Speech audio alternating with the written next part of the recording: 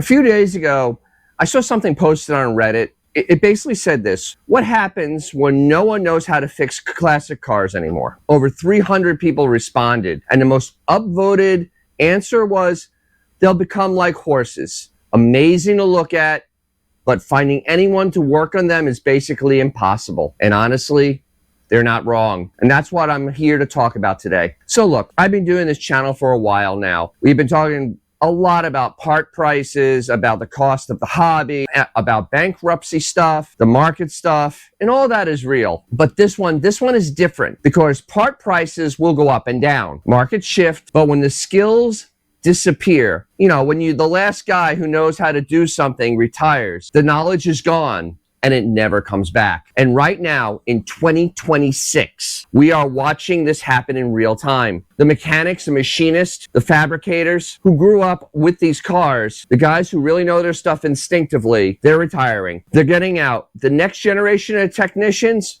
well, they're being trained on totally different stuff. Software diagnostics, OBD systems, electric vehicles, appliances, software diagnostics, not carburetors, not points, not body on frame, American cars from the 60s and 70s. So now we've got this widening gap. And I don't think enough people in our hobby are talking about what this actually means. Now, I want to give you some numbers. And when you see these numbers, you understand why I am taking this so seriously. Right now, there's a shortage of 400,000 automotive technicians in the United States.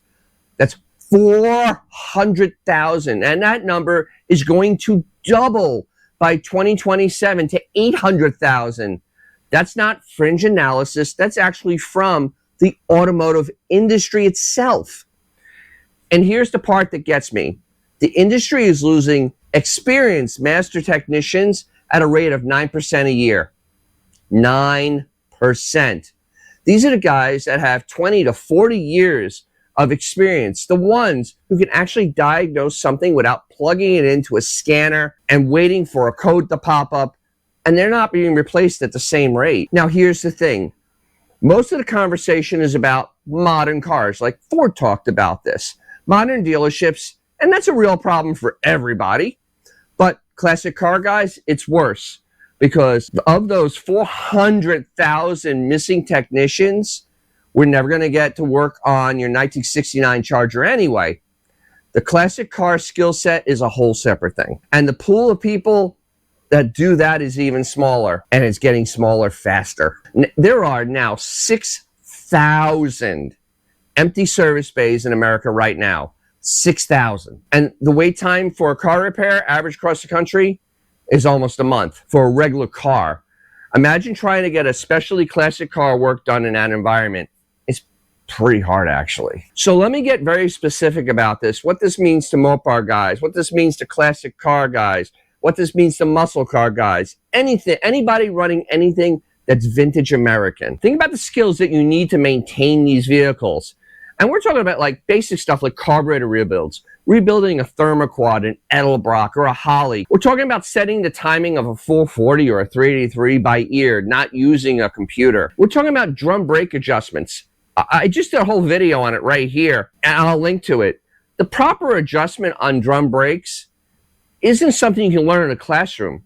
It's done by experience and feel, and it takes practice. We're talking about machine shops.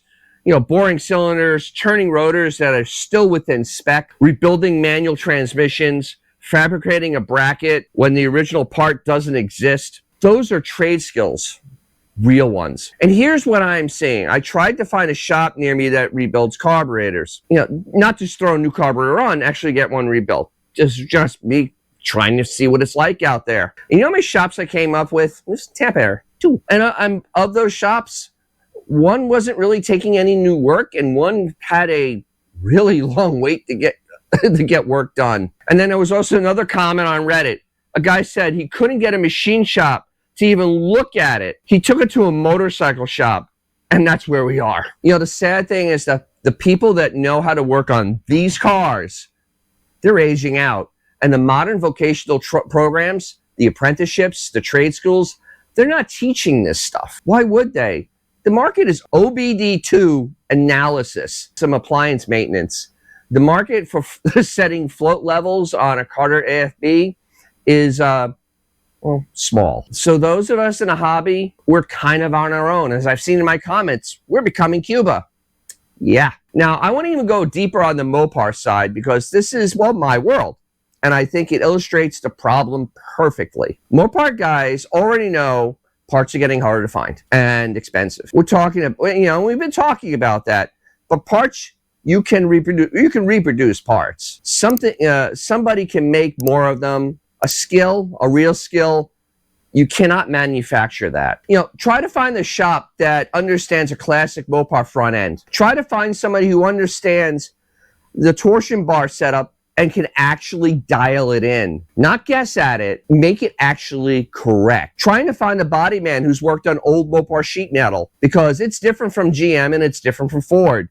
It has its own quirks. Those who can fix a corner panel repair and make it look right. And if you got something like a 426 Hemi, I mean, forget it. That's specialist territory. There aren't many people in this country who can generally understand that engine at a deep level. And every year, that number gets a little bit smaller. I'm not trying to be dramatic here. I'm just that this is the reality. And I think we need to be honest about this. All right, I'm gonna stop for a second. I wanna hear from you. Drop a comment right now. Tell me what skill related to old cars you think is generally at risk of disappearing. Or tell me a time you went to actually go try to find a shop to actually work on your classic and had trouble. Because I know this is happening to people in the community and I want to know your story. Seriously, the comment section on this one's going to be good and I can already tell. Okay, so let's talk about this, what this actually means practically, because there are a few angles here. First, the value angle. These cars are worth real money now. We all know that, and it's part of what drives the value is desirability, sure. But part of that is also the idea that these are drivable. They're drivable, collectible things, unlike stamps. As the pool of people who can maintain them correctly shrinks, the cost of properly maintaining these goes up. And at some point, not today, not next year, but at some point, that actually starts to affect who can actually own and drive one of these cars versus who just leaves them sitting because they can't find anyone to work on it. Car clubs in Australia are already setting up Saturday morning workshops where their members help each other do maintenance because there's no place to take their car. That's the community stepping up to fill a gap that the professional market isn't filling anymore.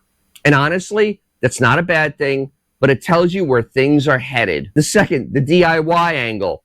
And this one's important. If the skills are disappearing from the professional market, the answer is increasingly that we learn to do them ourselves. And I know some of you already know how to do this. I mean, I've seen the comments. Some of you have been wrenching on your own stuff for decades. But for the guys who are newer to the hobby, the ones who bought their first classic car and assume they just take it to a shop, getting done what's needed to be done, this is a wake-up call. The ability to do basic and not so basic maintenance on your own car is not just a money saver anymore.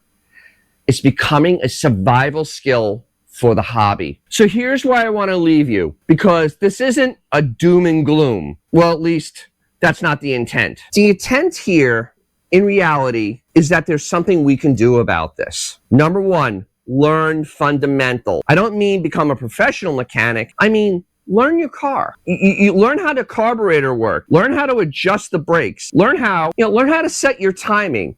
The guys who built these cars before you didn't have YouTube, you do. And you also have the internet. You got more access to more information than any generations of car enthusiasts in history. Use it. And honestly, that's what part of this channel is about.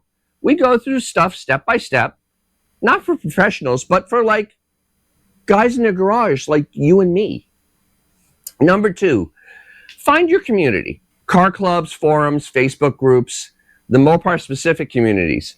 I'll link some of them in the description below. These communities have institutional knowledge that doesn't exist anywhere else. There are guys in these groups who have been working on these cars since they were new. Find them, ask them. Well, if you find them in person, buy them coffee. Hang out with them, ask a lot of questions. Seriously. Number three, document what you know. If you got any skills, If you've been doing this for 30 years and you know how to do something most people don't, share it. Make a video, write it down, put it somewhere, because the knowledge needs to survive. And here's the thing, the community, the classic car community, has survived because people have shared what they know. That's how it works. That's how it's always worked. And right now, sharing is the most important thing we have. Number 4, be realistic about what shops can and can't do. When you find a good shop, a guy that actually knows what he's doing about these cars, take care of that relationship. Tip well. Be easy to work with. Refer your friends, because these shops are becoming much rarer. And if you got one near you, this is an asset. Treat it like gold. And finally, you're gonna love this. This is a great time to get into the hobby if you're mechanically inclined. Seriously.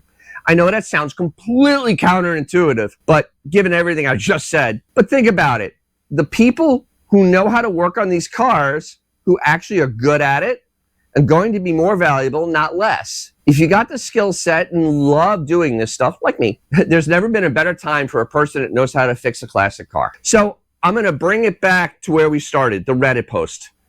300 people answering the same question. What happens when nobody knows how to fix these cars? The honest answer is the hobby survives if we make it survive. If we learn the skills, if we share the knowledge, if we build the community, if we build the community that fills the gaps a professional market is now leaving behind. And that's what this channel has always been about. The garage guy, the average enthusiast who loves these cars and wants to keep them on the road. Not the guys with unlimited budgets and professional shop access. You know, you and me, guys like us. So drop a comment. Tell me what skills you think you're at risk and what skills you have to learn yourself because you couldn't get a shop to do it. Generally, I want to know. If this video is useful to you, share it, because this is a conversation of our community needs to be having. And the more of us having it, the better the hobby is going to be. Hit subscribe if you haven't already. I do this like very often, weekly. So remember, if you have something cool to drive or something fun, take it out, because you're going to make someone's day. It'll probably be your own. And I'll see you next time. Second, the DI, I can't say this.